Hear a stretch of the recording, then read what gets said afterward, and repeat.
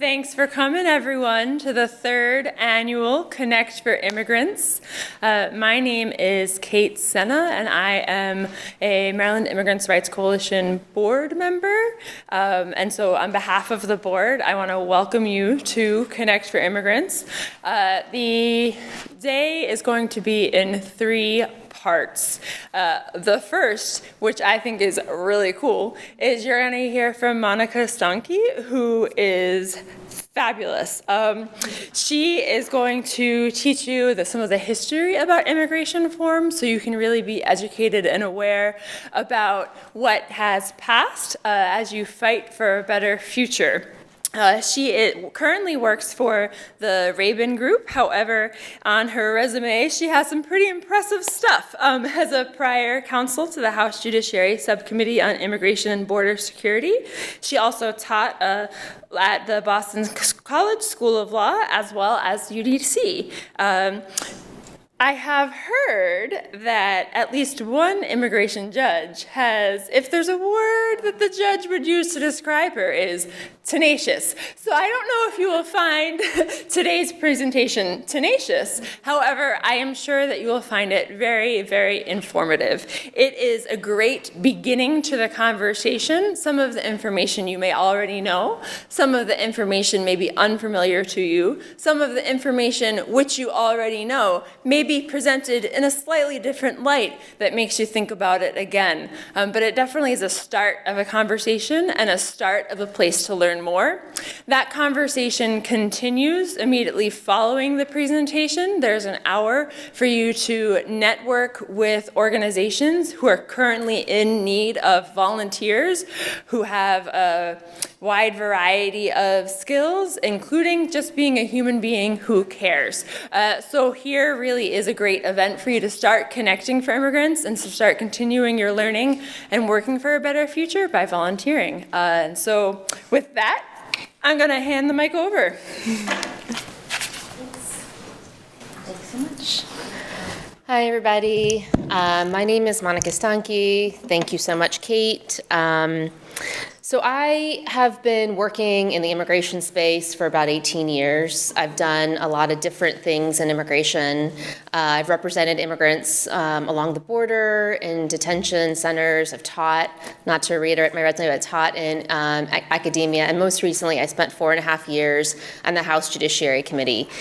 And I say that to sort of round out what I'm about to tell you, and that the way I look at immigration issues is a slightly different. I've seen both a firsthand, on-the-ground look at the immigrant community. I've spent some time in academia thinking about it, and then I've sort of been in the belly of the beast of the House Judiciary Committee, really looking at immigration laws and immigration policy. And originally when I was, now I'm at an organization, the Rabin Group, where I'm spending time helping nonprofit organizations advocate for a variety of issues, but mostly on immigration issues. So now I'm on the outside, so I'm sort of back in the advocacy space.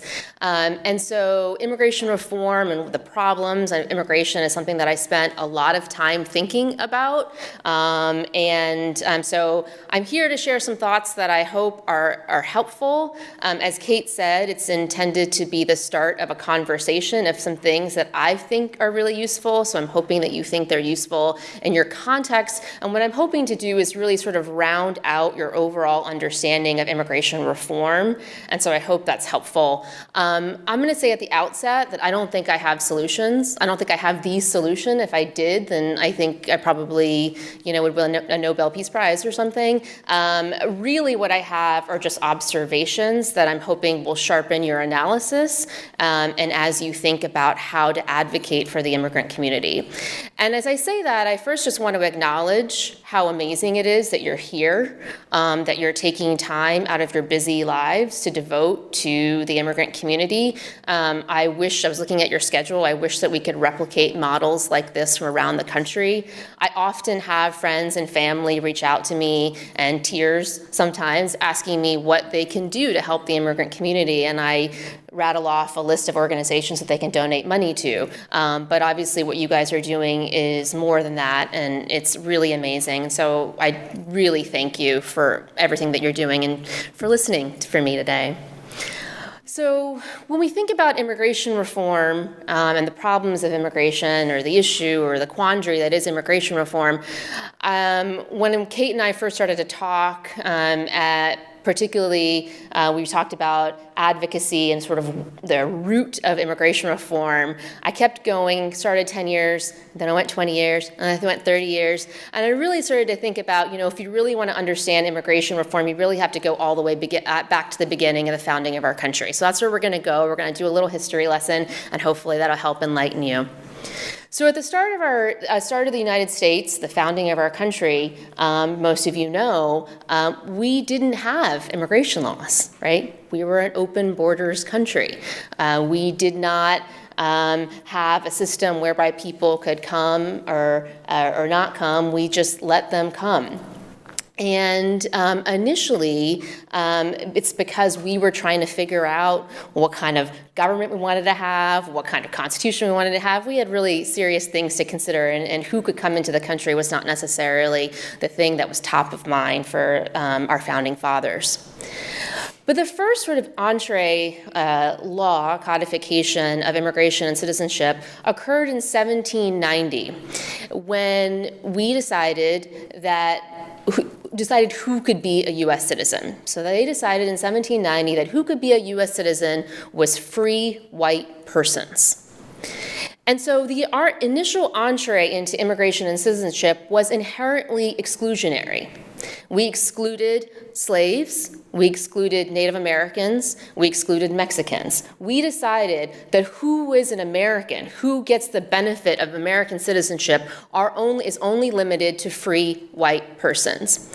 And thereby, in the entry into our immigration laws, or our citizenship laws, at that time it was citizenship laws, it inherently started, and the root of it was founded on the notion of a white identity. It was founded on the notion that who it means to be an American was inherently, at its root, a white person, a free white person at that point, but intended to exclude those who were non-white.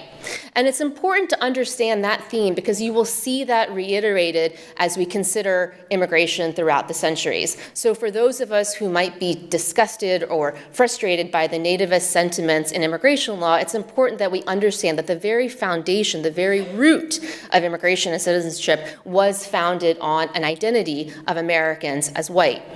And as that developed, and as we considered who is an American and who is not an American, that quandary, you'll see it come up over and over again. And one of the things that you will see is that when we look at immigration, it's a complicated question because it's emotional, because it fundamentally requires us to answer the question, who are we? Who are we as a nation? What does it mean to be an American? So in 1790, our founding fathers, or later the founding fathers, decided that those were free white people. Then you move into the 19th century, right? We have slavery. And there was the famous Dred Scott decision, where the Supreme Court held that black slaves could not be American citizens.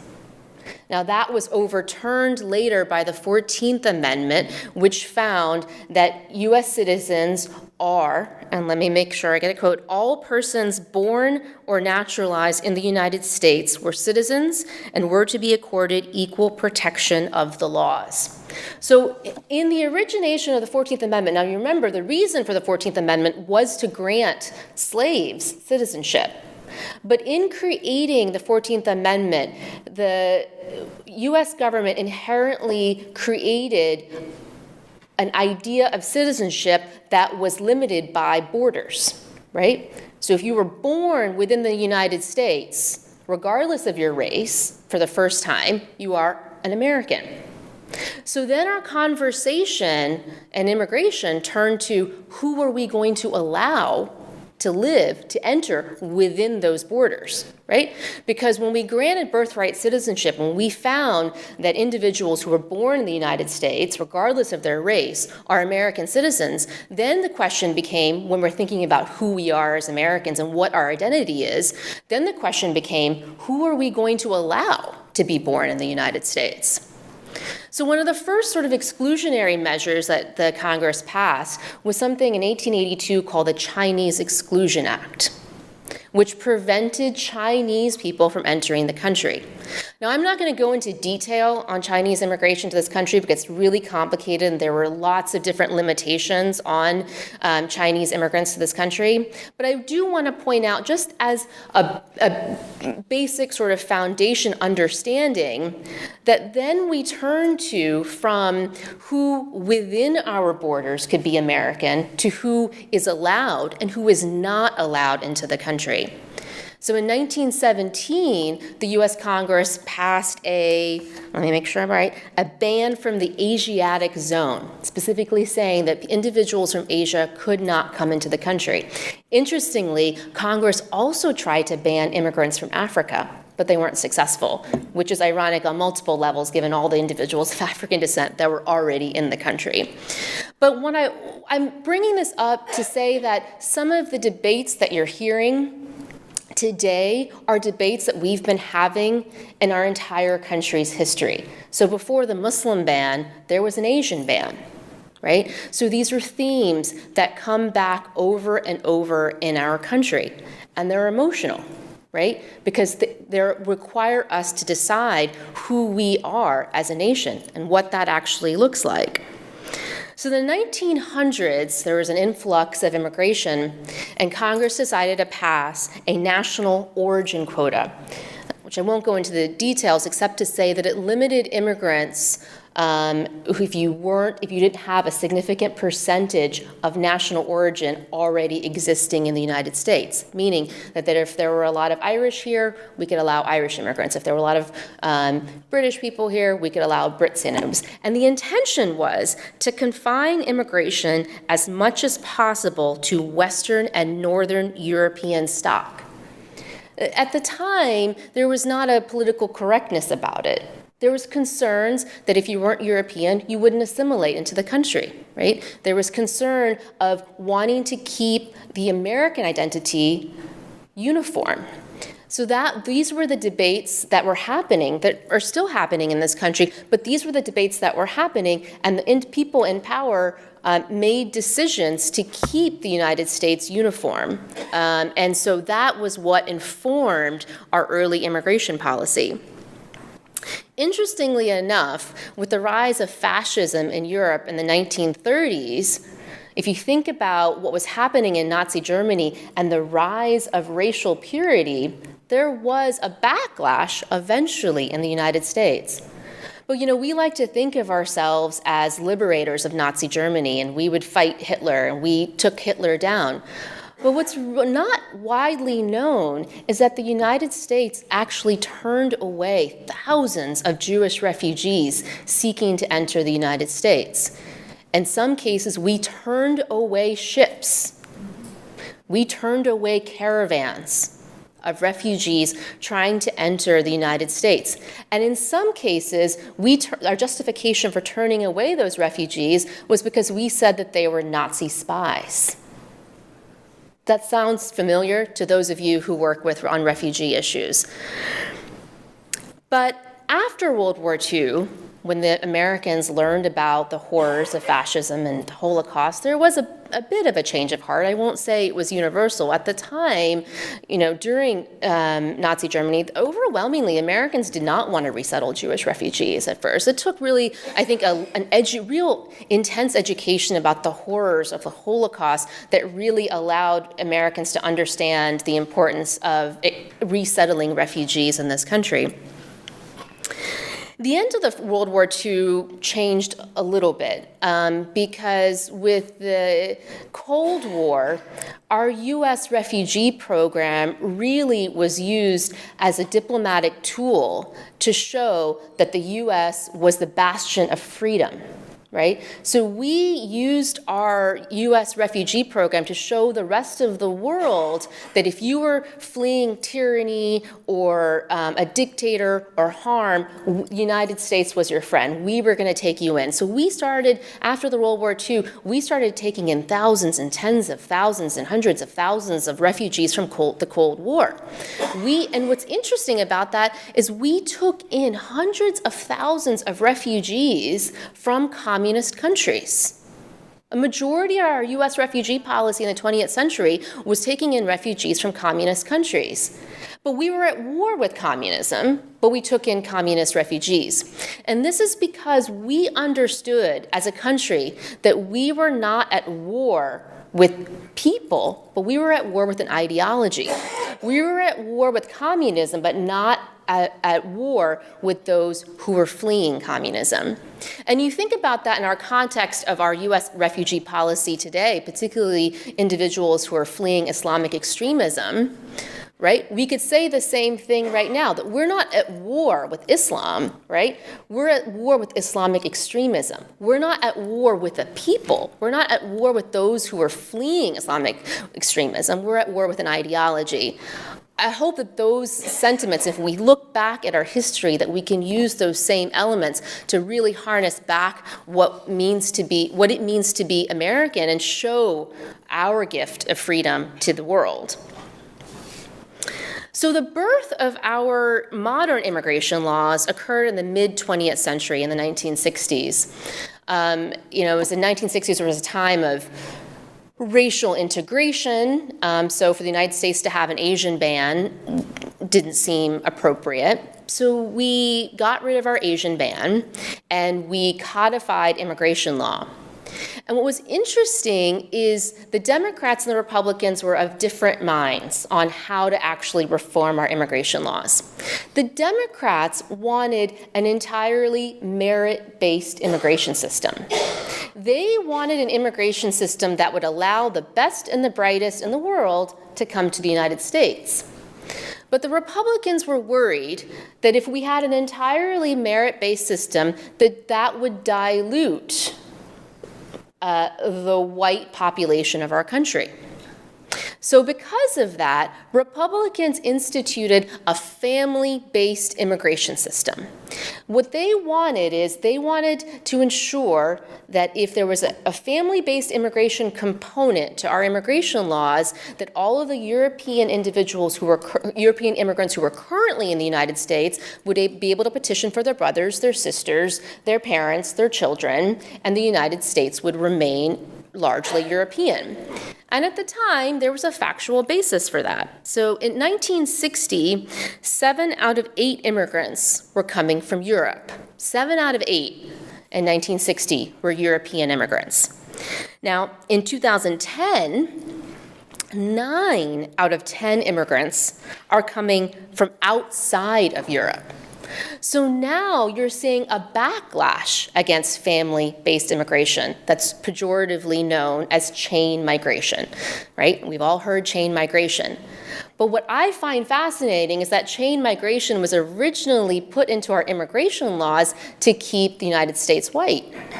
And now that it's majority non-white people that are benefiting from chain migration, the nativists don't want that policy anymore. So the reason why I want to give you this example is because underlying all of our immigration laws and our immigration debate is underlying a question of who are we as a country? What is our identity? What do we look like? What does it mean to be an American, and who is that we? And for a lot of people who are in positions of power,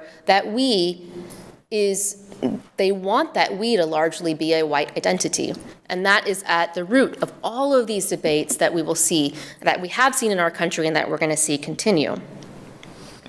So in the 1970s and 80s, we saw a surge, hundreds of thousands of refugees coming from Vietnam, the Soviet War.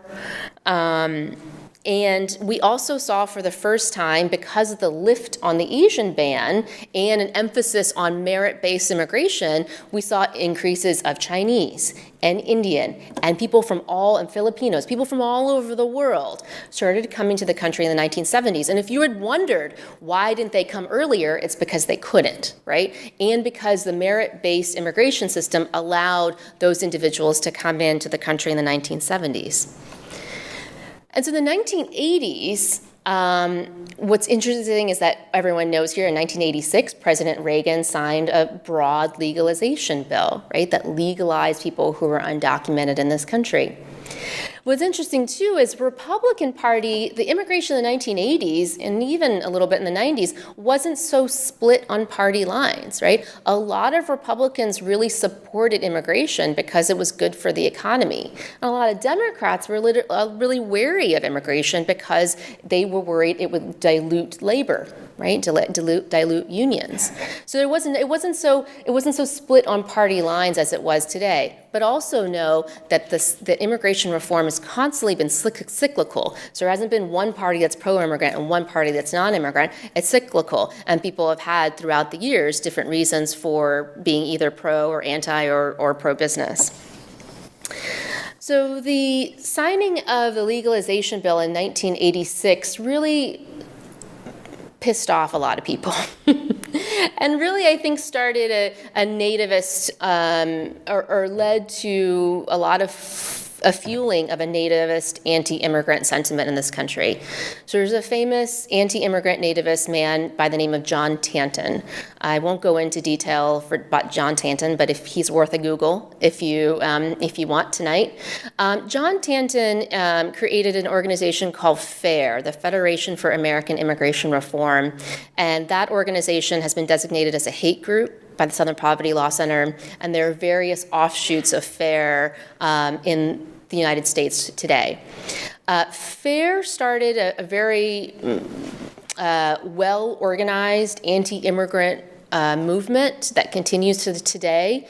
Many of the most beloved anti-immigrant spokespeople in the country have been associated with John Tanton and FAIR. So Stephen Miller, Kellyanne Conway, a lot of individuals in the Trump administration are actually part of the John Tanton anti-immigrant movement that is inherently nativist and rooted in an idea of white supremacy. So they became really well organized. And they have managed to commandeer a lot of media sources, and that is sort of the big nativist sentiment that is challenging in this country. In 1996, President Bill Clinton signed two immigration bills, EDPA and IRA, for those of you guys who are immigration lawyers, that to this day are two of the most restrictive immigration laws ever signed, ever enacted in this country. So if you work with immigrants and you've encountered immigration law, if you've encountered the due process challenges and you wonder, why is this so hard, right? Why are these immigration laws so unfair? It's likely because of these 1996 laws that Bill Clinton signed, that a Democrat signed. And so it took a stripped due process which is a big thing, in various ways, stripped due process, provided for mandatory detention, expanded detention. The list goes on and on about how terrible this bill was. Interestingly enough, the EDPA and IRA were signed into law in reaction to the Oklahoma City bombing. So does anybody know who did the Oklahoma City bombing? And what was Timothy McVeigh's immigration status? Yes, he was a white American citizen. That's always my best, yes, that's a party favor for you guys, party joke. That are two of our most restrictive immigration laws were actually signed as a backlash to the Oklahoma City bombing by a white man. That never really made sense to me, but that's a fact. So when President George W. Bush came into office, there was actually some hope that maybe we would get immigration reform, that maybe things would be better. George W. Bush was a Texas Republican. He enjoyed a lot of support from the Latino community. He was a business Republican. And there were conversations in Congress in the beginning of his term to try to work towards immigration reform. But as we all know, September 11th happened, and immigration reform was dead. At that moment, the country was reeling from a devastating terror attack, and we were trying to figure out, again, who we are as a country and what our response should be. And security was first and foremost at the front of everyone's mind. And in response, President George W. Bush used wide latitude, his wide authority to round up thousands of Arab, Muslim, and South Asian men and place them in immigrant detention centers, often subjected them to abuse and torture. So I got involved in immigration law because of the aftermath of September 11th and because I saw how immigration laws were used so broadly. And the more I learned about immigration laws, initially thinking that they were targeted to a specific ethnicity, I learned about how expansive they are and that they're not limited to one specific ethnicity at all, but that they could be used broadly, and you can deny people due process under immigration law. So that's really was my initial impetus and my initial entry into immigration. There was some progress in 2007 to try to get comprehensive immigration reform, but that died pretty quickly. And then we all ushered in President Obama, right? Thinking that this was going to be our moment. At the time, I was working on the U.S.-Mexico border. I was working in detention facilities, and I had been working directly with immigrants who were victims of the Bush enforcement policy. I witnessed firsthand immigrants who were victims of raids. I worked firsthand with mentally ill immigrants, physically ill immigrants, and saw immigrants who were stripped away from their families. And I had a lot of hope that President Obama was going to come in and save the day. Spoiler alert, he didn't. President Obama deported more immigrants than any other president in our history. And his presidency was devastating to those of us who have been working in the immigration fight for such a long time, particularly because he was someone who we thought of as an ally and also who we thought understood the challenges of the immigrant community. So why was he so terrible? Why did he deport so many people?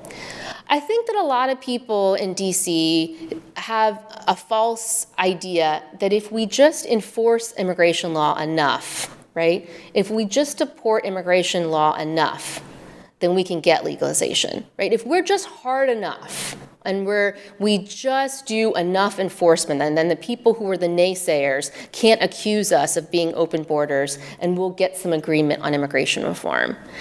But that didn't happen, right? There's nothing that President Obama could have done, I think, to convince those like Jeff Sessions, who worked so tirelessly to kill immigration reform.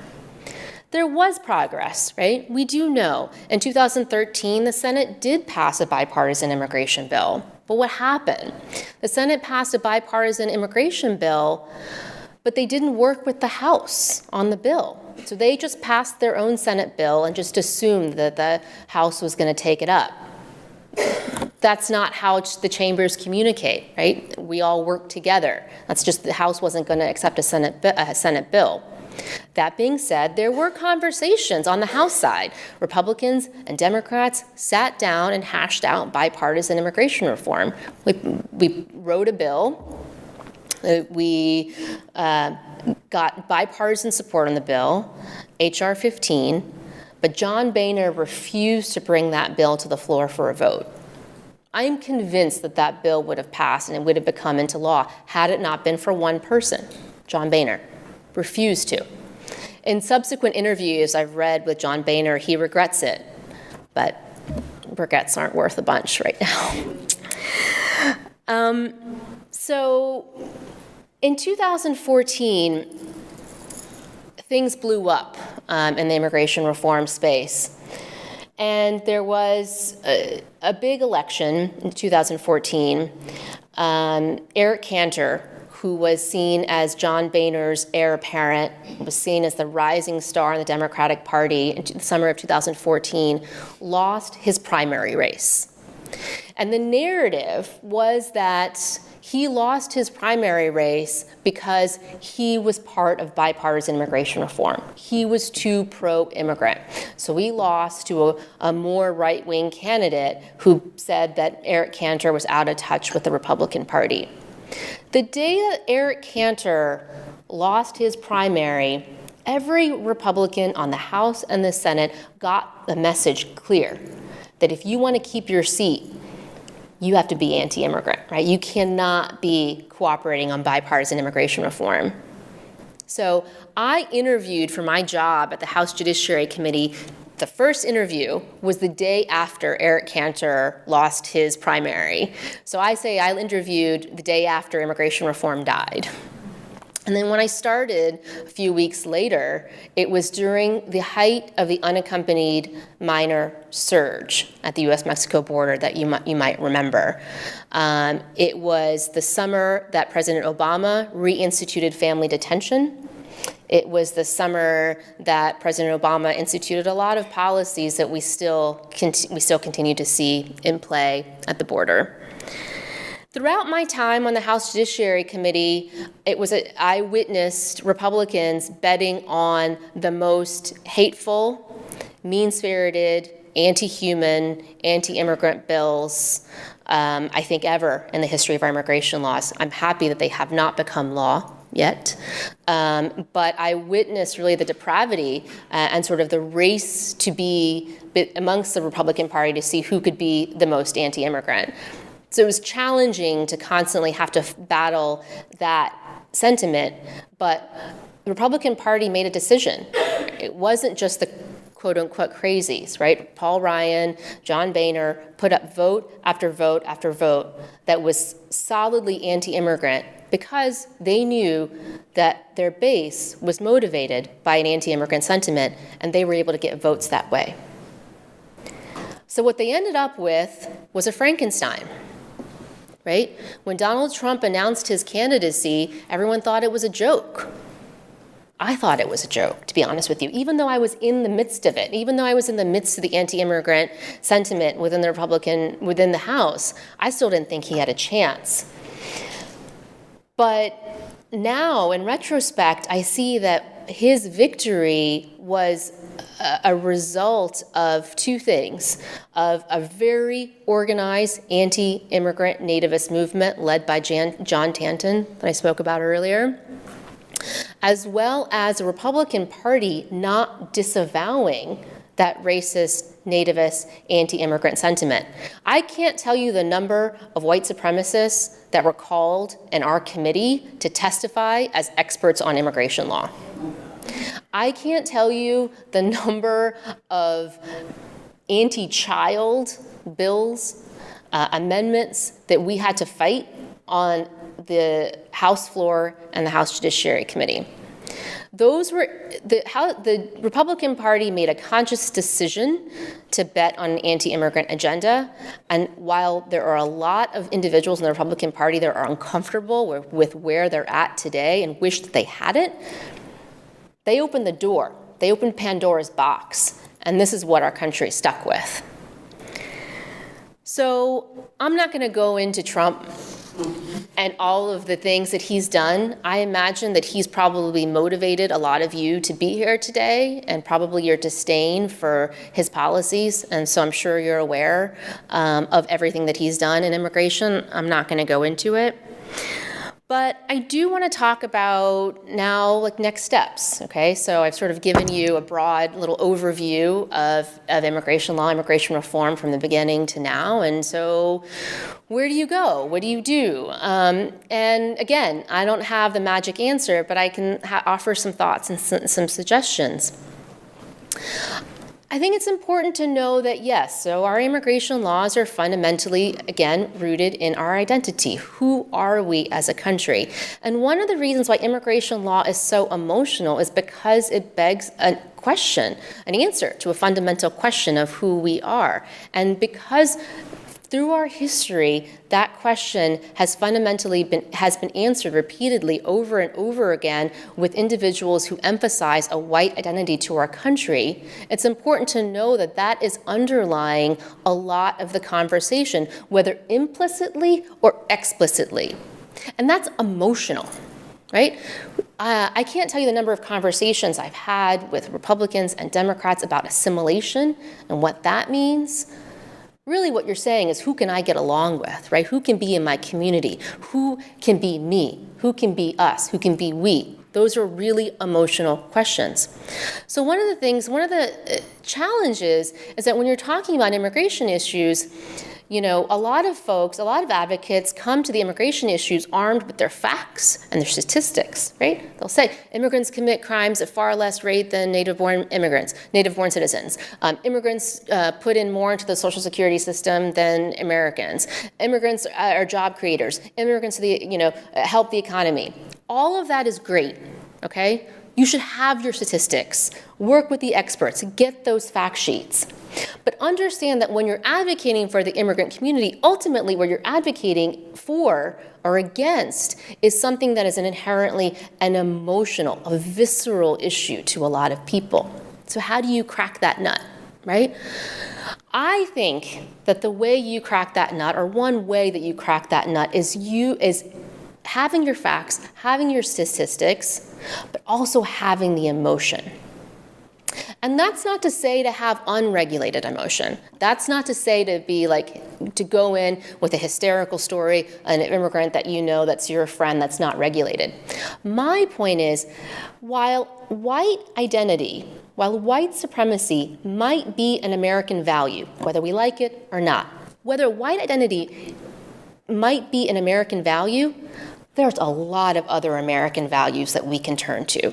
There's due process, there's freedom, there's justice, there's family unity. You can't fight white identity with melting pot, right? You can try, but then that's too similar. But let's think about calling on emotions and values and other forms of American identity that you can call upon. So I'll give you an example. The family separation crisis. Family separation crisis was one of the worst, horrific, most shameful acts that this country has ever done, right? We've done a lot of terrible things. But the family separation as a policy, perhaps it's up there and one of the worst things that I think I've witnessed in my lifetime. And it was universally condemned by people across the political spectrum. Why? Why was it universally condemned? Because it contradicted everything that we believe in as Americans.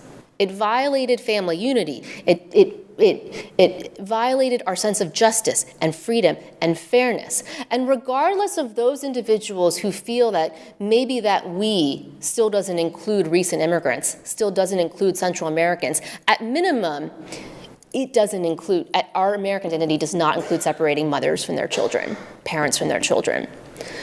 So if you think about it in the context of trying to, when you're working with the immigrant community, when you're advocating for the immigrant community, can you think about values that come to mind? Can you think about universal American values that you can use to tell stories, to call upon, to advocate for that client or that individual or that community?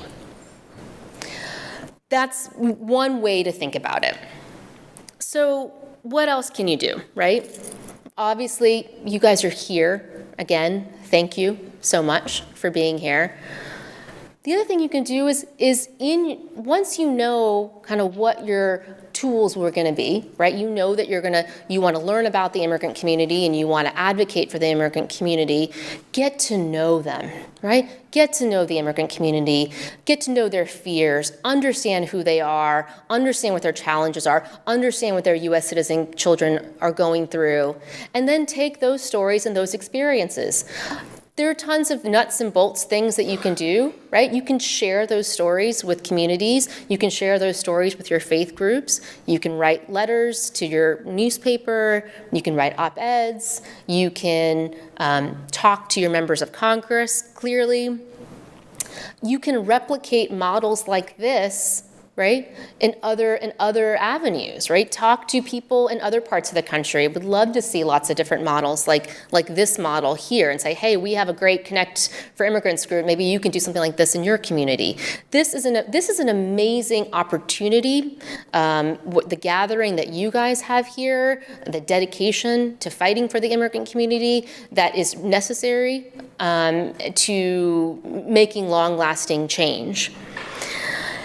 I can talk a ton about advocating for Congress, advocating effectively with Congress, if that's something that you're interested in. So I will say a couple of things on that, and then we can talk about it more in the questions. But, you know, your members of Congress are there to serve you. So make sure you're calling them. Make sure they know that you're an immigration voter and that this is an issue that's important to you. You can obviously, you guys are within driving distance to DC, so you can always go to DC to meet with your member of Congress, but you can also meet with them in district. Right? That's a good way to actually sit down and meet with your member of Congress and tell them your experiences and tell them what's important to you and why you're going to vote the way you are, and then bring 5 friends, right? Say, my 5 friends, my church group, my PTA group, whatever it is, these are issues that are really important to us, right? The anti-immigrant movement is really loud. They do tons of phone calls, and so members of Congress need to make sure that they're hearing from you guys too. I do want to say, lastly, that for those of you who have worked with the immigrant community, I think you'll find that immigrants are often the most patriotic Americans you'll ever meet in your life, right? Even those who are undocumented are often more patriotic than any native-born American you've ever met. So I thought I would end by sharing a little bit of my story in hopes that it's helpful for you. So my father was a refugee from Uganda. He entered the country in 1972. He was a victim of a dictator in Uganda named Idi Amin. So for those of you who've watched The Last King of Scotland, Idi Amin was featured. So my father was of Indian origin, but he was a Ugandan citizen. In October of 1972, Idi Amin announced that he would be giving 90 days for people of Indian origin to leave the country. My father was a Ugandan citizen, so he was stateless, and he went to a refugee camp. Luckily, he didn't have to wait long. Now you have to wait decades, sometimes in a refugee camp, to get a resettlement. But at that time, it was fairly quick. So my dad signed up to come to the United States. And he got off the plane without literally a dime to his name in New Orleans, Louisiana. In 1972, at the height of racial tensions in the Deep South, my brown father got off the plane and had to start his life over again. So as a child, my father's story captivated me. I heard his story constantly, was obsessed with Idi Amin as a kid, obsessed with learning about my father's story. So, because initially the idea of getting off a plane in a foreign country by yourself and having to make a life was so frightening to me as a child. And I was fascinated by how somebody could take that experience and prosper. But also what was interesting, equally as interesting to me, was an idea that somebody could be expelled from their country, from the country that they called home, for no other reason other than the color of their skin. And as a brown kid, growing up in Louisiana, surrounded by black and white kids, I think I was inherently aware of the fact that I looked different, and potentially maybe I could be expelled too because of the color of my skin in the United States. I'm not going to lie and say that after 9/11, a lot of those fears resurfaced, and I worried. Would people that look like me get put in internment camps? Would people who look like me get stripped of citizenship? These are the things that I worried about, and this is what led me to immigration law. So in the aftermath of the Muslim ban, after Trump's inauguration, I was working with the House Judiciary Committee, and I was the lead staffer in fighting the Muslim ban. That weekend, I sat on my sofa, glued to my couch. I literally was in my pajamas the entire weekend, fielding phone calls from individuals, lawyers, members of Congress, trying to figure out what was going on. You'll remember the protests were going on at the airport. And it was an incredibly stressful time for me to try to figure out what to do, what my response should be as a staffer, and what the Democratic response should be for Donald Trump. A couple of days later, I talked to my father, and we talked about the Muslim ban, and he told me, he said, "Never in my life did I think I would see Idi Amin again."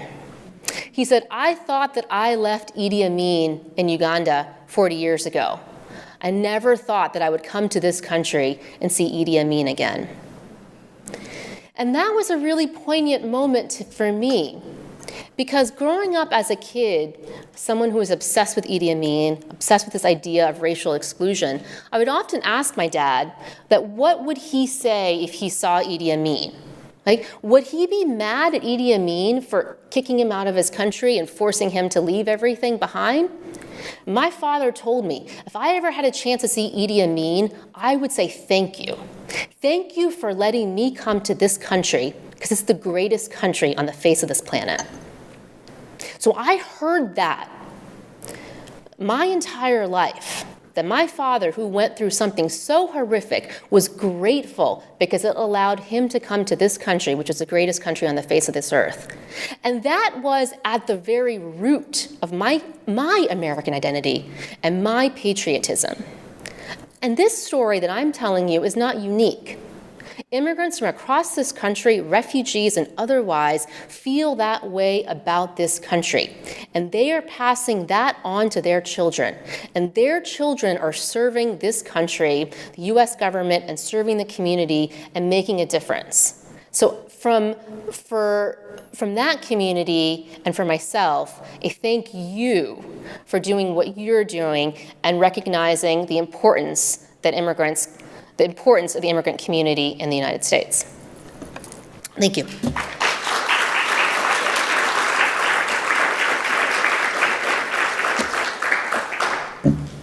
So, questions? I'm interested to know, why do you think these first 2 years of Trump's Well, am I on? Okay, thank you.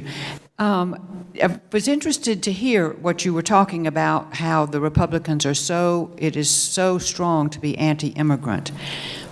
What kept them from really doing something terrible for Trump's first 2 years before the Democrats got the House back?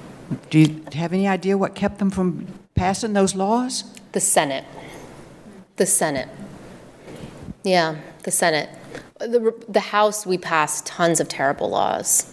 I will say that Paul Ryan didn't allow the worst of the worst to be voted on through the House. We voted on really terrible bills, but the really, really, really, really terrible stuff that passed the House Judiciary Committee didn't get House votes, but the bad bills that passed the House just couldn't get through the Senate.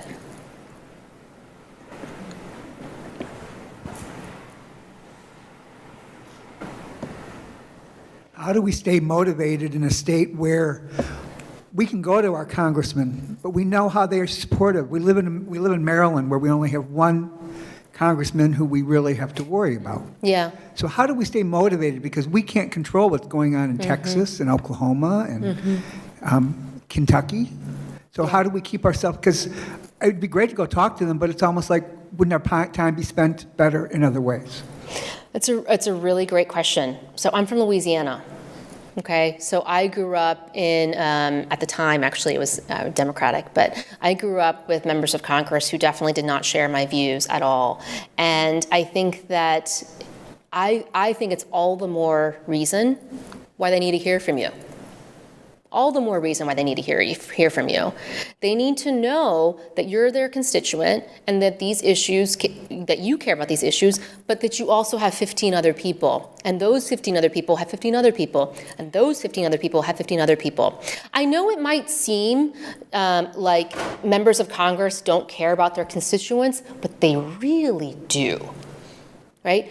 Members of Congress, the one adage that I heard when I worked on the Hill was, all politics are local, right? So they really do care. If you can, but my advice to you is that you show that you are not a unique voice in your community, right? So if you represent a faith community, a faith group, an organization, something that and where you can show, look, I'm not the only one, and we all vote. You need to make your voice heard.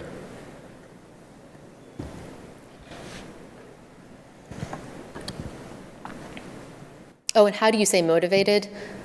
I don't really know.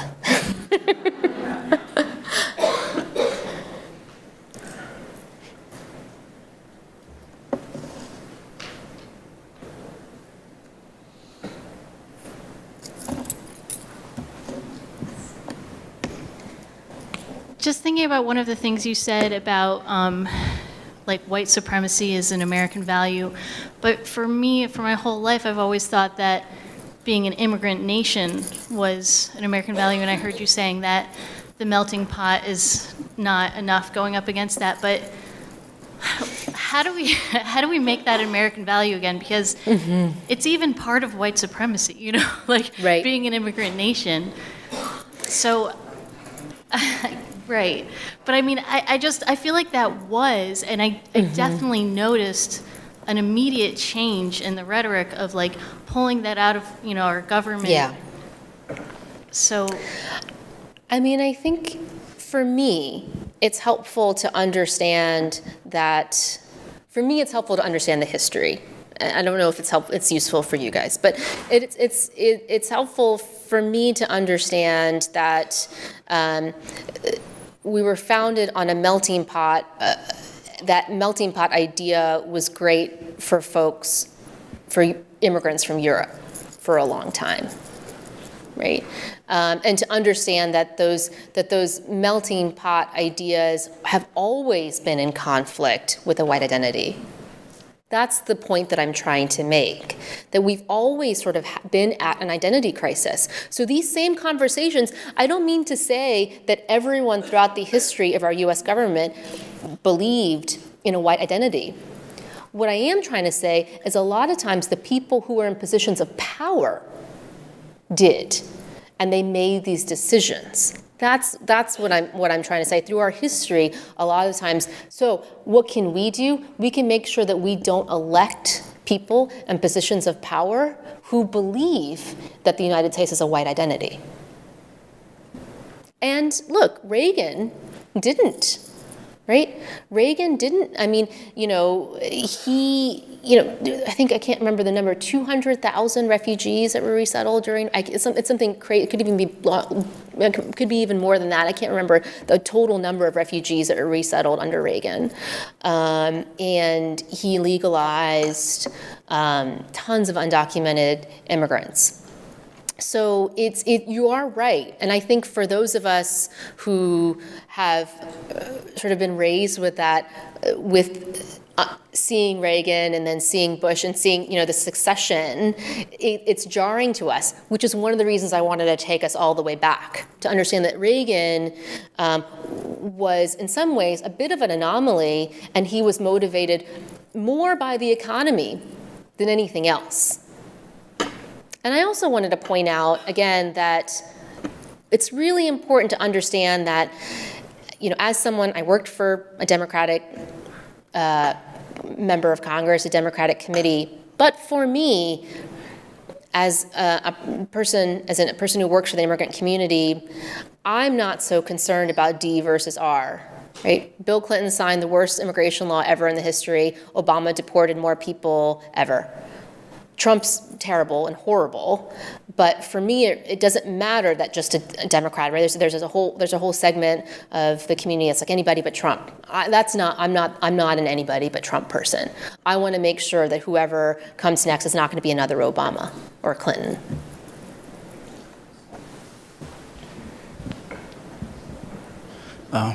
First of all, thank you for the history lesson. My question is, you give us a good background as to the foundation of our country and the core of it, of our immigration law, how it has been white first. And in your opinion, are you optimistic of what there is to come, or are you fearful of what is? That's a great question. Thank you so much, and I think this might dovetail a little bit to what you were saying. The white nationalists, the anti-immigrant people, the John Tantons, they're freaked out because they're losing. They're losing a demographic battle, right? This country, for a variety of reasons, global economy, intermarriage, a whole host of reasons, is not like it used to be. It's just not, right? And I think that what it makes me hopeful, well, firstly, is people like you guys, firstly. Secondly, what makes me hopeful is ultimately, if you look at the trajectories of history, I am hopeful that, at the end of the day, tyranny usually loses, right? Ultimately. And I do think that, seeing the backlash against the family separation issue made me really hopeful. To see Republicans actually speak out made me really hopeful. To see the midterm elections made me hopeful. To think that what's interesting about Trump is that he has made an anti-immigrant agenda a centerpiece of his whole platform. And so even for a lot of Americans who before may not have really cared about immigration or might not have been a center point, have been forced to take a position on immigration. And what makes me hopeful is maybe some of those people who ordinarily didn't really think about immigration are so disgusted by what they're seeing that they will vote for candidates who have a more humane approach to immigration. I also ultimately fundamentally believe in the inherent goodness of this country. I do believe in the melting pot. And I wouldn't be here, right, if it were not for people who believed in that fundamental idea of a melting pot. So I am incredibly hopeful that we will get through this period. I often think when I am in moments of despair, specifically when I was on the House Judiciary Committee, I would often imagine my life as just a chapter in a history book. And I just wanted to flip the pages as quickly as possible to get to the good stuff. Because we will get there. Because this country, our country's history is full of sins. Sin of slavery, the sin of Jim Crow, right? We're not blameless. But ultimately, we do, and I feel like we are a country that strives to be better and moves towards goodness, and I do think of this time as a bump in the road. But it is only going to get better if people like you are speaking out. It's not going to get better if everyone stays silent. So you guys actually have a lot of power, a lot more power than you realize.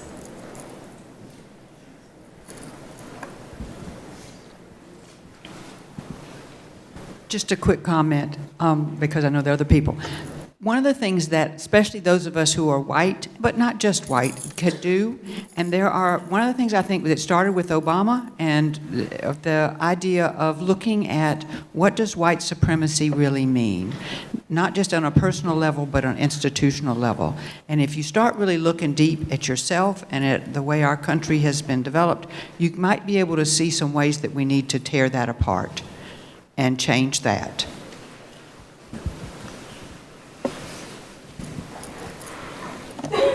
I'm gonna ask one more question. Yeah. You said that the groundwork starts with us, and Sorry. I believe everybody in this room knows that the groundwork starts with each of us that is out there making our voice known. But my question is, we have a community that is fearful of speaking out because a few years ago they were asked for information and it was used against them. So how do we build that confidence back with them, or how do we make them open to share what their need is, or to even reach out? Because it is a fearful community that's out there. So, fear is the point. For the anti-immigrant movement, fear is precisely the point. So there's a term that I wanted to talk about if I was presented with a question, called attrition through enforcement. Attrition through enforcement is an idea within the anti-immigrant movement that if you just make things terrible enough for the immigrant community, if you're mean and nasty and make their lives fearful, they won't want to come here, or they'll leave. And in some ways, attrition through enforcement as an ideology, so that's why when you look at some of these bills and you're like, why is that so mean? Right? Why were they separating mothers from their children?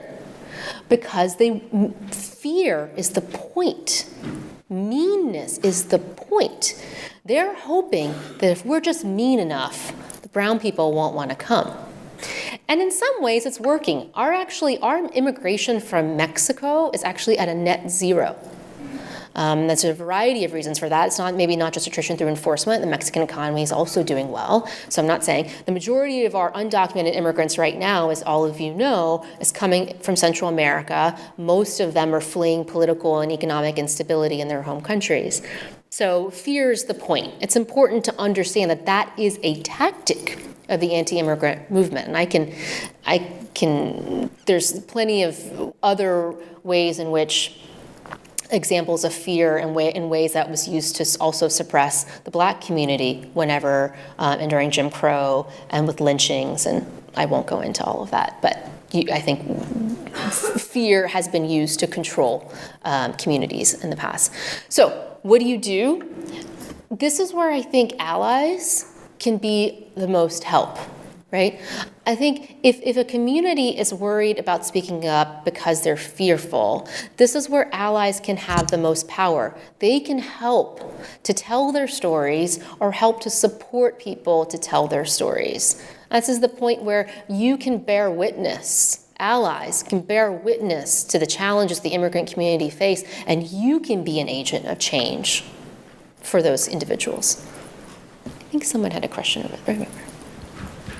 Because I think we only have a couple minutes.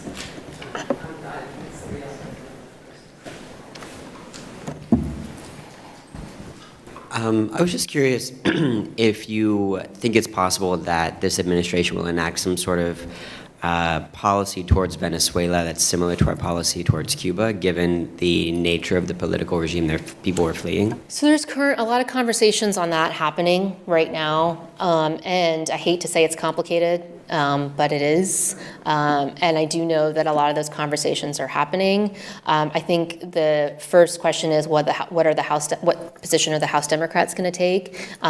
It's a very active conversation. I don't know which way they're going to go.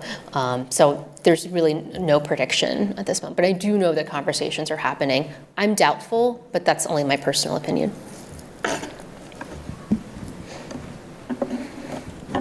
I'm glad you brought up attrition through enforcement. I wasn't familiar with that term. I'm curious to know if there's been a change of the number of people that can come from any particular country.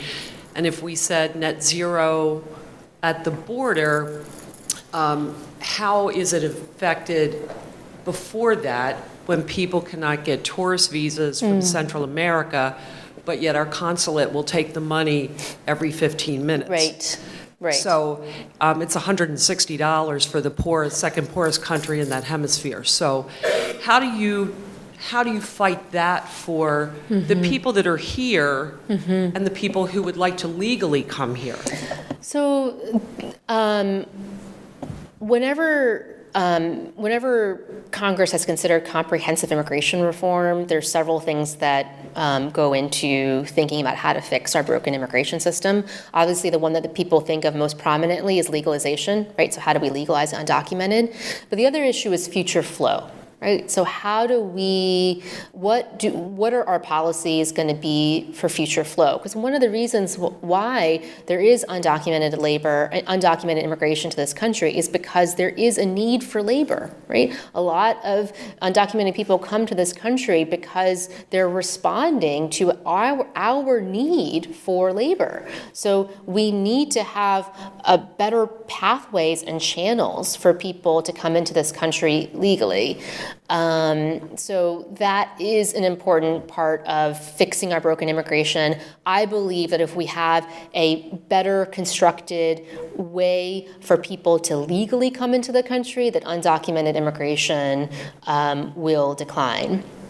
Now, the issue about tourist visas gets a little bit complicated. I'm happy to talk to you later, but it's a little bit complicated. I don't know that specific problem is going to go away anytime soon. I like your question about what does white supremacy mean to me, to personalize it. But in what you were doing at the beginning, you kept on using white identity. Because I think white supremacy allows people to say, well, that's not me, so I can still vote for him or do that, because it doesn't internalize it. So the question probably should be, and if you would agree or not agree, what does white identity mean to me? Because that brings up a whole bunch of other things when we have to personalize it.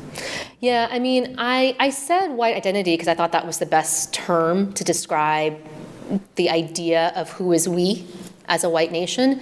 But I didn't get into, because it would have taken forever, is that in determining who gets to come into the country, at least in the early 20th century, Congress did take into consideration eugenics. Right? Did take into consideration cranial sizes and superior races, and decided that Europeans, Northern Europeans, not Eastern Europeans, Northern Europeans were a superior race. So white supremacy was definitely part of the discussion, but it wasn't the only discussion, and I don't think it was the primary discussion.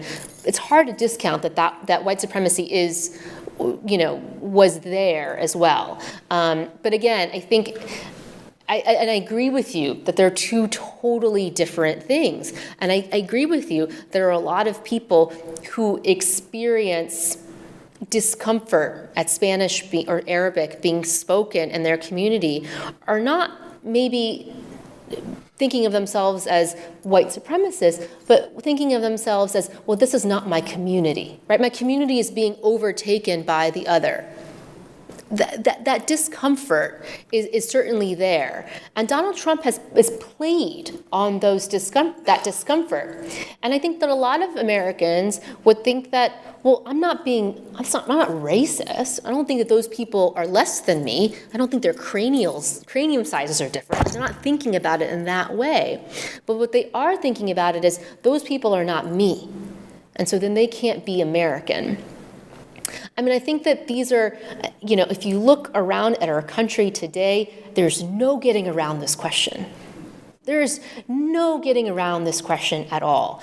And so in some ways, Donald Trump is forcing us to reckon with this, to reckon with our conversation about this. And I'm getting the wrap-up symbol, so I'll end on that note. I have cards up here if anyone wants to be in touch, and thank you so much for your time.